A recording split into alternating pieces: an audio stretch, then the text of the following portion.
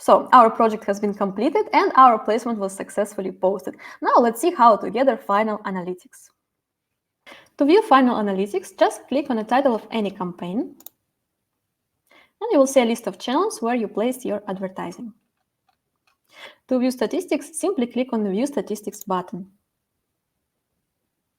Here you get detailed statistics for that specific placement. We see the window with the final data for the placement, and let's see what do we have in this report. Here we have a general information about the placement. This section shows the period of integration and the format of the integration, hours on top and in the feed.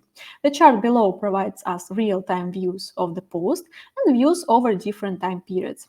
You can see how many views the post received also in the first hour, the first day, and so on. Also here we have information about cost of ad campaign, total views of the post, and cost per view. You can download the statistics in PDF format by clicking on PDF button. This way we can see all the statistics for the placement and we don't have to gather it manually.